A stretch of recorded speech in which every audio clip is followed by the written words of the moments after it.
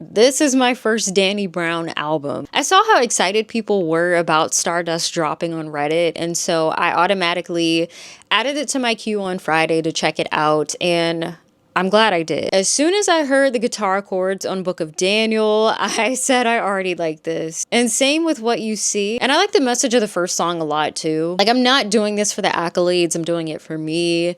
Whatever I leave behind, I'm gonna be happy about what I did, and it's gonna be here for all of you to enjoy.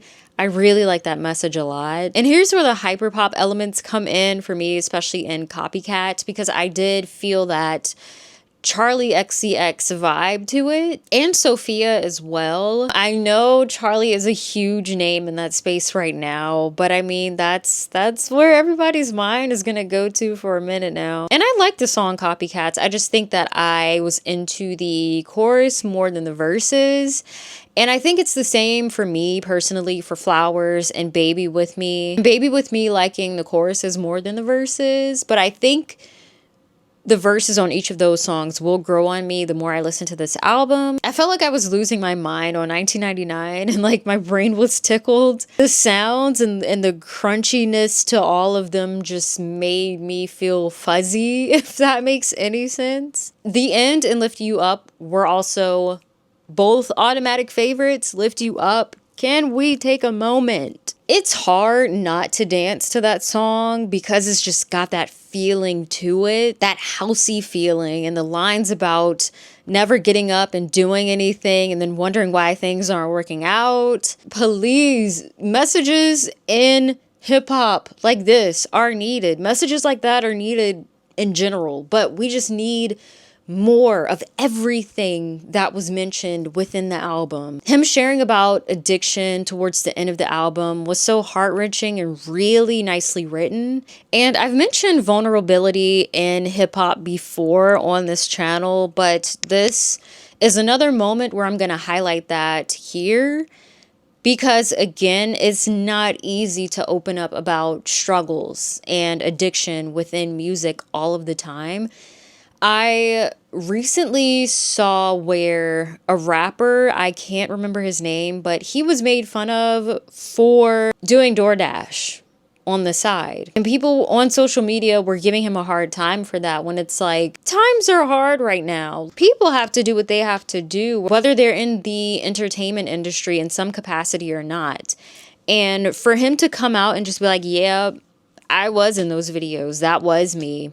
And what? I need money too. I think opening up about these things, and I know that's separate from addiction, but it's just opening up about all of these different experiences that all of us feel, all of us have some sort of connection to and can relate to. And if not, then we can still be there and feel those things that that person is feeling. Things like that need to be talked about more in hip hop. Let's talk about struggling today, even though you're rapping. Let's open up a bit more and share the things that we feel comfortable sharing about more, because people need that.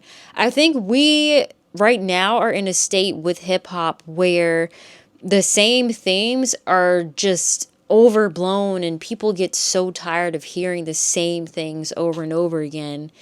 And that's why I appreciate drops like this, because if I wouldn't have heard about the hype around the album, I wouldn't have checked it out and I would have really missed out. So I commend him for his vulnerability. That's not easy to do, but I bet you there's so many people out there who are so happy that this album is out and these themes are talked about. Danny has a very unique voice. Although on Baby, I kind of got whiplash a little bit because I thought he sounded like Schoolboy Q. The only song that I didn't really care for on the project was Whatever the Case. I think I need a lot of time with that one, but that's cool. I do like Greenlight a lot. I didn't know that there were a lot of queer artists on the album. That made me so happy. I need to check out the artists that are featured on this album because they did their thing. They really did. And with that, I think the biggest reason why I checked this album out, not knowing very much about Danny Brown, was the fact that I was seeing a lot of people comment on the fact that there's a lot of hyperpop and these different genres that are worked into the album. And you don't see a lot of hyper pop within rap music today. I love fusions like this. I love the blending of the genres, especially when it's done right. I don't think any of the songs on the album, even whatever the case, were done in a cheap, let's get this album out here really fast while hyperpop is still big and people are still talking about Brat. Let's hurry up, get it out. Like, I don't feel like that was the approach that was taken with this album at all. I think every blend of the genres was done really well. Again, the features stood out to me because you don't see these artists in rap a whole lot. I also think when alter egos are implemented within an artist's project and it's done well, it really pays off. I like the Dusty Star concept and how we go through the album of him talking about addiction and falling back in love with the craft. And he sounds happier to be here. And I don't even know of any of his albums or anything, but you can just tell that he's gone through what he's went through, but he's also very happy to just be here. And you can really feel that throughout the project. I love the drum and bass moment too.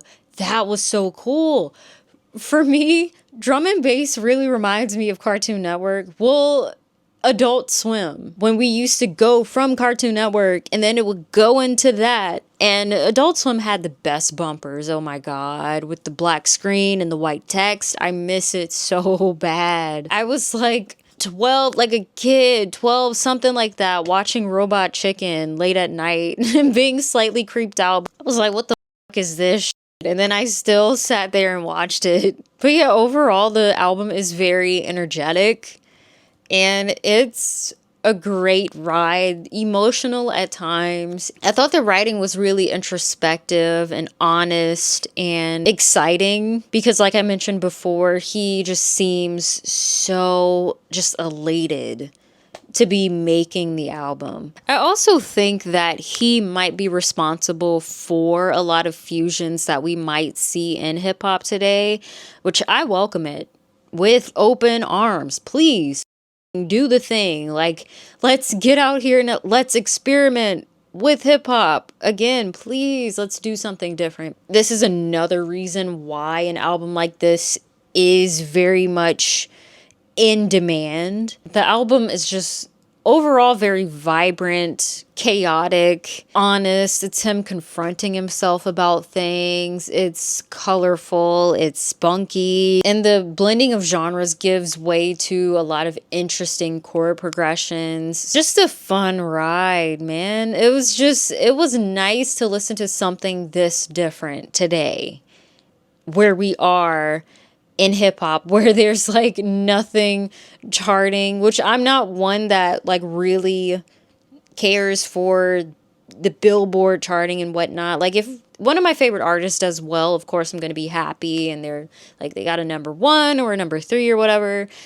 Happy about that. I would be, but it's just when we have something this unique and modern and fresh, again, I welcome it because, man, let's start these trends of doing something out of the box, doing something that's not the standard. You know, there's so much room to experiment and to step out and try new things as long as it's done well and the artist still feels true to who they are and what they're rooted in.